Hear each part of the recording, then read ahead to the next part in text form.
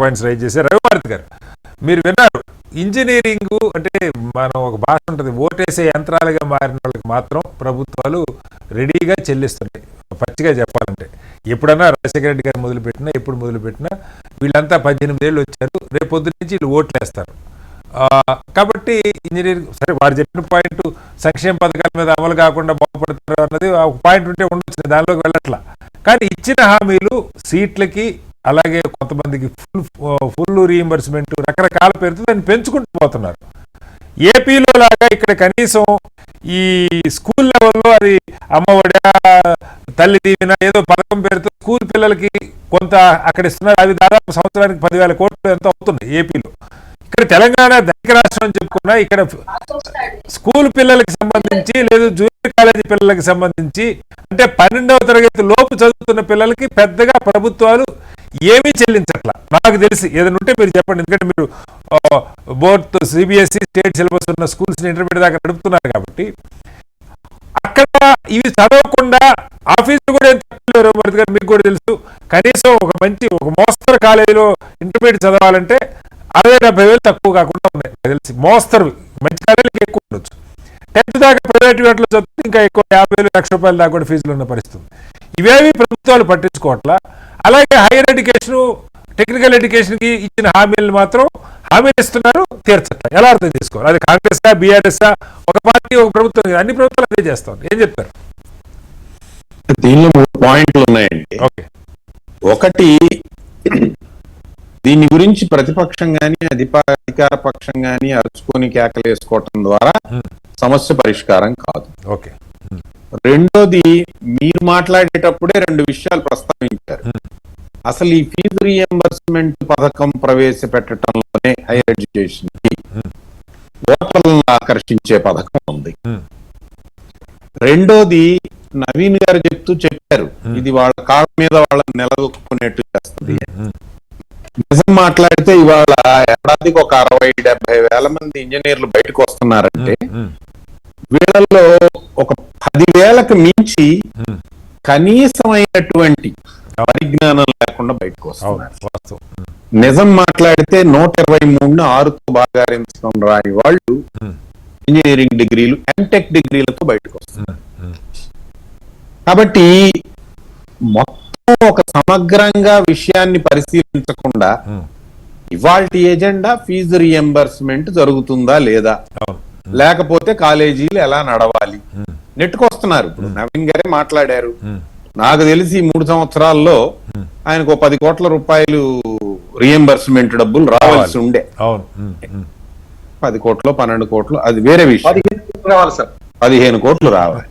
ఈ కాలేజీల్ని తను పూర్తి స్థాయిలో జీతాలు, ఇప్పుడు పైగా నడపటానికి కావాల్సిన డబ్బులు కొంత, ఇప్పుడు సపోజ్ ఒక ఏడాదికి 5-6 కోట్లు నడపటానికి అవసరం అవుతాయి అనుకుంటే, 1.5 కోట్లు 2 కోట్లు ఈ అదర్ ఫీజెస్ నుంచి వస్తే మిగతా డబ్బు ఎంత లేదైనా దానిలో వీళ్ళకి మిగిలేది పోని 1 కోటి రూపాయలు మిగులుతాయి అనుకున్నా మిగతా 3 కోట్లు ఎదురు పెట్టాలి.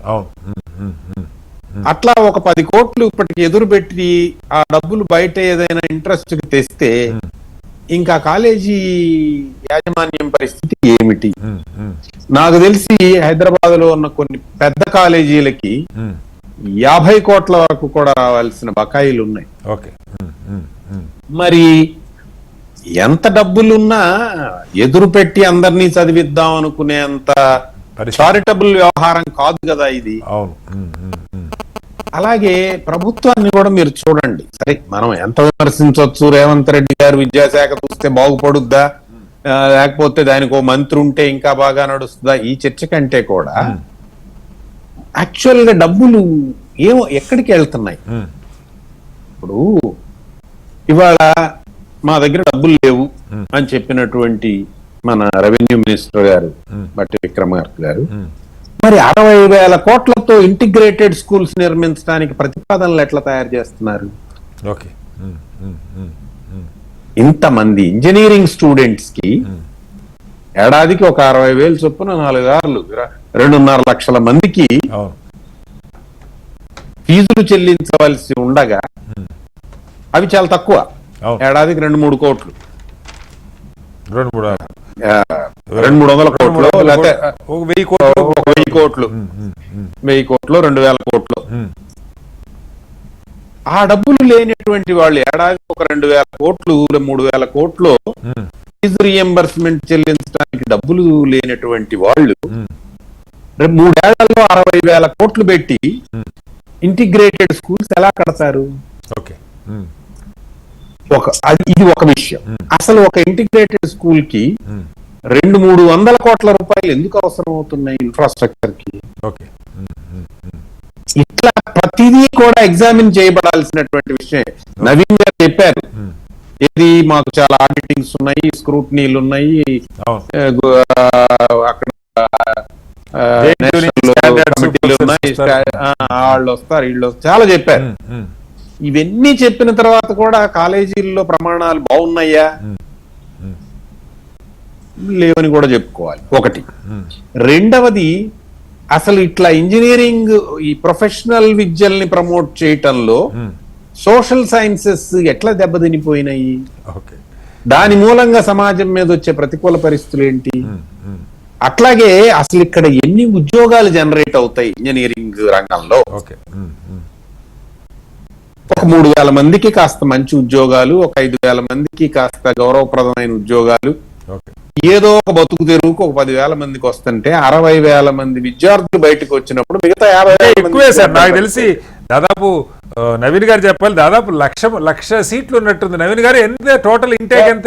అన్ని నిండట్లేదులేండి, 90,000 సీట్లు ఏమో ఉన్నాయి. Okay sir. రవిమార్తి గారు ఒక్కసారి అడ్డు తగులుతున్నాను, ఏమనుకోవచ్చు చెప్పండి సార్. ఇంజనీరింగ్ లో దాదాపు 1,00,000 మంది ఉన్నా సరే సార్, ఈ రోజు ఇప్పుడు ఈ 2-3 సంవత్సరాల నుంచి ఏఐసిటి విచ్చలవిడిగా ఇచ్చిన సీట్ల ద్వారా ఇప్పుడు 40,000 అదనంగా పెరిగాయి సార్. అయితే డీమ్డ్ యూనివర్సిటీలు, ప్రైవేట్ యూనివర్సిటీల ద్వారా ఇంకా విచ్చలవిడిగా ఇంకో 50,000 మంది అదనంగా చదువుతున్నారు. ఎప్పుడు 60,000 సీట్లు ఉన్నప్పుడు సార్, లేదా 1,00,000 మంది ఉన్నా సరే సార్, ఈ 1,00,000 మంది జేఎన్టీయూ ప్యాటర్న్ లో ఇంజనీరింగ్ చదవటం అనేది అంత ఆషామాషి కాదు సార్. ఎందుకంటే జేఎన్టీయూ తన క్వశ్చన్ పేపర్ ని కానీ ఎగ్జామినేషన్ కానీ చాలా స్ట్రాంగ్ గా చేస్తా ఉంది. 1,00,000 మందిలో 30,000 ఉద్యోగాలు ఎట్టి పరిస్థితుల్లో వస్తున్నాయి సార్. ఇది ఎట్టి పరిస్థితుల్లో సాఫ్ట్వేర్ టెక్నాలజీ పార్క్ ఇన్ఫర్మేషన్ ప్రకారం ఖచ్చితంగా 30,000 మందికి ఏదో ఒక లెవెల్ 5 అన్ని ఇన్ఫోసిస్ లేకపోతే ఉద్యోగాలు దొరుకుతున్నాయి నేను చెప్పను. లెవెల్ 5, లెవెల్ 4 ఉద్యోగాలు ఖచ్చితంగా దొరుకుతున్నాయి సార్. ఐటీలో ఖచ్చితంగా అవకాశాలు దొరుకుతున్నాయి. తన చుట్టుపక్కల తన బంధువుల పిల్లలందరూ విపరీతంగా సెటిల్ అయిన దృష్టితో కొత్త పిల్లలు కూడా ఆ రంగంలో చాలా. నవీన్ గారు మళ్ళీ వస్తాను. రవిమార్తి గారి దగ్గర ఒక్క కీలకమైన పాయింట్. రవిమార్తి గారు, మీరు చెప్పినవి ఇవన్నీ సరే, ఇంజనీరింగ్ లో లోపాలు ఇదొకటి అయితే, అసలు నేను అడిగిన ప్రాథమిక ప్రశ్న, సరే ఇవాళ కొత్తగా ఇంటిగ్రేటెడ్ స్కూల్స్ పెడతారా, అది కూడా మీరు చెప్పినట్టు దాన్ని వెరిఫై చేయాల్సిందే. కానీ ఇప్పుడు నడుస్తున్నటువంటి ప్రైవేటు స్కూల్స్, అలాగే ప్రైవేట్ జూనియర్ కాలేజీలు, నేను కార్పొరేట్ గురించి కూడా మాట్లాడలే, వాళ్ళకేదో బోల్డ్ అని డబ్బులు లక్షలు తీసుకుంటారు. ఆ గొడవలు సాధారణ, ఇప్పుడు వారు నవీన్ గారు చెప్పినట్టు ఒక 200-300 మంది పిల్లలతో ఒక గ్రామీణ ప్రాంతంలో జూనియర్ కాలేజ్ నడుస్తూ ఉంటుంది. ఏదో ఎంపీసీ, బైపీసీ, సిఈసీ, హెచ్ఈసీ 4 గ్రూపులు ఉంటాయి. అక్కడ ప్రభుత్వం రూపాయలు చెల్లిస్తున్నట్టుగా నాకు సమాచారం లేదు. అక్కడ కనీసం ఆ ఇంటర్మీడియట్ చదవకుండా ఇంజనీరింగ్ ఎలా వస్తారు? ప్రభుత్వాలు ఎందుకు ఈ కింద పార్టీ వదిలేసి పైన పెట్టుకున్నాయి? దాని గురించి ఏం చెప్తారు రవిమార్తి గారు? నేను మీకు ఇవ్వగలిగిన సలహా ఒకటే, దయచేసి ఆ స్థాయిలో కూడా విద్యని సర్వనాశనం చేయండి. వాళ్ళు అక్కడ కూడా ఇట్లాంటివి పెడితే ఆల్రెడీ ఇంటర్మీడియట్ కి ఏదో 5,000-7,000 ఇస్తారు, అది అప్లై చేసుకునే వాళ్ళకి 1,800 ఇస్తారు రవిమార్తి గారు. 1,800 ప్రతి విద్యార్థికి 1,800 మాత్రమే ఇస్తారు అప్లై చేసుకునే వాళ్ళకి. ఓకే, అది పెద్ద ఎవరు పట్టించుకోవట్లేదు సీరియస్ గా. కాబట్టి ఇప్పుడు అక్కడ కూడా 10,000 ఇస్తామని మొదలెడితే కొత్త పుట్టుకొస్తాయి అంటారు. ఆ 10,000 ఇవ్వటానికి వీళ్ళు మొత్తం ఫీజుల్ని కొంత నిర్ణయిస్తారు. ఓకే, ఆ ఫీజులతో నడపటంలో కాలేజీలకు గాని స్కూళ్ళకు గాని సమస్యలు ఉంటాయి. ఓకే, ఇవాళ అది కార్పొరేట్ కాలేజీలు కావచ్చు, ప్రైవేట్ కాలేజీలు కావచ్చు, కొంచెం డిస్ట్రిక్ట్ సెంటర్స్ లో ఉండే కాలేజీలు కావచ్చు, ఈ మనకు ఒక పోటీ పరీక్షలు ఉన్నాయి కదా, IIT, JEE, EAMCET, NEET, EAMCET, వీటికి ట్రైనింగ్ ఇవ్వటానికి కావాల్సిన ఫ్యాకల్టీ జీతాలు చాలా బాగున్నాయి. Okay. వీళ్ళ ఇంజనీరింగ్ కాలేజీల వాళ్ళ జీతాల కంటే. జీతాల కంటే 3 రెట్లు 5 రెట్లు 10 రెట్లు ఎక్కువ ఉంది. ఓకే. కాబట్టి అక్కడ ఫీజు రియంబర్స్మెంట్ తో గనక నడిపించాలి అని అంటే అది చాలా నష్టపోతాం. ఓకే. ఓకే. రెండవది అక్కడ కూడా కాలేజీలు మూతపడతాయి, పూర్ణ కాలేజీలు కూడా నడవు. నేను నా ప్రశ్న కాలేజీల పాయింట్ ఆఫ్ వ్యూలో కాదు రఘుమారతి గారు, పిల్లల పాయింట్ ఆఫ్ వ్యూలో. ఇప్పుడు పిల్లలు ప్రభుత్వం ఏదైనా ఈ విషయంలో విద్యా విషయకంగా సహాయం చెయ్యాలి అని అనుకుంటే అది డైరెక్ట్ గా తల్లిదండ్రులకు అందించమనండి. ఓకే. ఓకే. రైట్. మన ఏపీలో 10,000 20,000 50,000 నువ్వు ఇవ్వదలుచుకున్న డబ్బులు ఓకే తల్లిదండ్రులకి వాళ్ళ విద్యా సౌకర్యాల కోసం ఇవ్వమని. Right. Right. Correct point. Right. College ఫీజులతో ముడిపెడితే అవి గవర్నమెంట్ ఇవ్వలేదు, రకరకాలుగా ఇవ్వలేదు కూడా కాదు, ఇవ్వదు, వాళ్ళకి ఆ ప్రయారిటీ లేదు, వాళ్ళే చేస్తారు. ఈవెన్ కాంట్రాక్టర్స్ కూడా రాజశేఖర్ రెడ్డి గారు ఒక రోజున మొబిలైజేషన్ అడ్వాన్స్ లని ముందే కొంత డబ్బు ఇచ్చారు. ఇవాళ కాంట్రాక్టర్ల పరిస్థితి ఏంటండి? ఇంజనీరింగ్ కాలేజీలకు భిన్నంగా ఏం లేదు, 100 కోట్ల రూపాయలు ఆగిపోయి, 1,000 కోట్ల రూపాయలు బకాయిలు. దానిలో చిన్న కాంట్రాక్టర్లు నలిగిపోయే పరిస్థితి కూడా ఉంటది. సరే, పెద్ద ఇందాక మన వాళ్ళు చెప్పినట్టు పెద్దవాళ్ళ దగ్గర సబ్ కాంట్రాక్టర్లు కూడా నలిగిపోతుంటారు సార్. వాళ్ళే అసలు ఎప్పుడు పెద్ద కాంట్రాక్టర్లు వాళ్ళ దగ్గర డబ్బులు పెట్టేది సబ్ కాంట్రాక్టర్లు, జూనియర్ కాంట్రాక్టర్లు వీళ్ళే. కాబట్టి మొత్తం వ్యవస్థ కూడా ఈ రకంగా అసలు మీకు తెలుసు కదా, పబ్లిక్ మనీ స్క్వీజ్ చేయకుండా ప్రభుత్వాలు నడిచే పరిస్థితి లేదు. రైట్. మళ్ళీ